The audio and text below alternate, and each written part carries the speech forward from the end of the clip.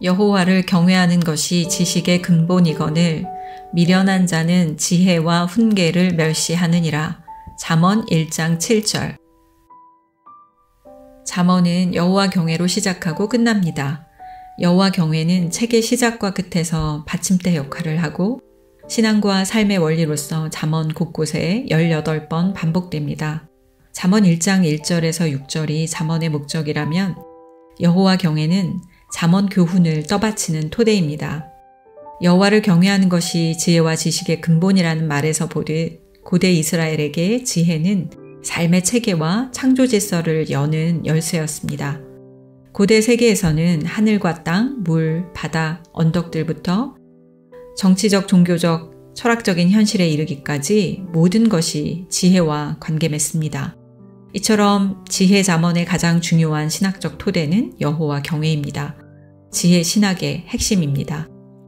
여호와 경외가 지식의 근본이라고 했을 때 근본은 히브리어로 시작을 뜻합니다. 이 말은 창세기의 첫 글자 태초라는 말입니다. 이것은 시간적으로 맨 처음을 의미하지만 원칙이나 핵심적인 정수 또는 질과 중요성에 있어서 최고라는 뜻입니다.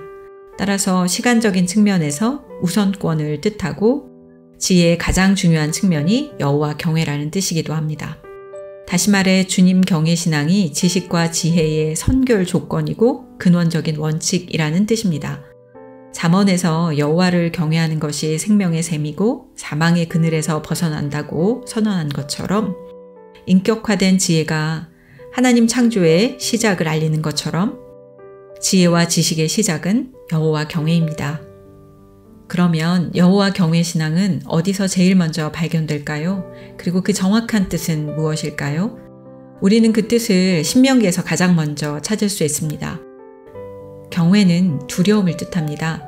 두려움은 절대 주권을 가진 자 앞에서 갖는 감정적인 공포나 떨림은 아닙니다. 자발적인 순종에 기초한 태도입니다. 신명기에서는 여호와 하나님을 사랑하고 그분의 명령에 순종하며 그분의 길을 따라 걷는 것과 병행됩니다.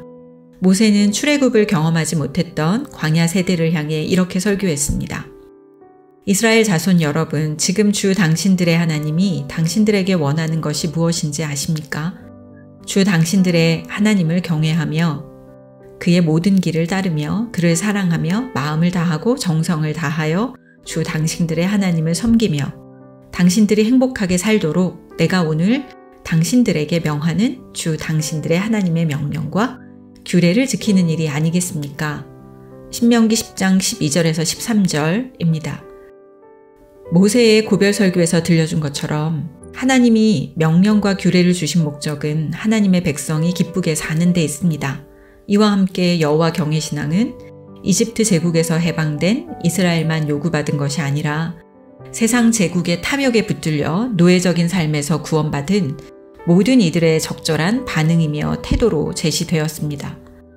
구약 지혜 신학의 관점에서 여호와 경외는 인간의 모든 현실이 하나님의 손에 있고 인간의 지식으로 하나님을 온전히 이해할 수 없다는 고백에서 시작됩니다. 이것은 인간이 하나님을 떠나 독립적으로 존재할 수 없다는 피조성을 인식할 때 발현됩니다. 그래서 여호와 경외는 독단적이며 위협적인 신의 공포 앞에서 떠는 떨림이 아닙니다. 이 때문에 여호와를 향한 자발적인 두려움은 일상에서 도덕적인 책임성으로 드러납니다. 따라서 지혜로운 자는 두려워하여 악을 떠나지만 어리석은 자는 방자하여 스스로를 믿습니다. 이처럼 여호와 경외는 삶과 분리되지 않고요. 하나님에 대한 신뢰와 순종의 자발성을 강조하는 구약 지혜의 심장입니다. 한마디로 여호와 경외는 지혜의 도덕적인 측면과 하나님 중심성을 강조하는 신앙입니다.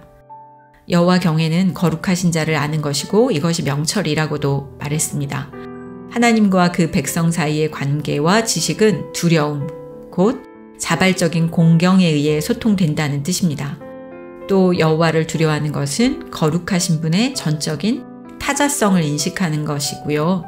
이것은 다름을 아는 것에서 시작된다는 뜻입니다. 또 이것은 여호와를 거룩한 분으로서 그 권위를 인정하는 태도입니다. 이처럼 여호와 경외 신앙은 인간 실존과 삶의 방식을 결정하는 중요한 근거입니다. 지혜로운 자들은 하나님의 창조 세계를 관찰하며 하나님의 계시를 깨닫고 경험을 통해서도 하나님을 알게 됩니다.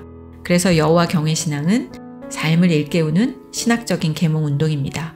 이처럼 잠언의 가장 강력한 목소리는 여호와 경외이고요. 이 토대 위에 지성적인 반성과 성찰을 통한 깨달음의 행복이 시작됩니다.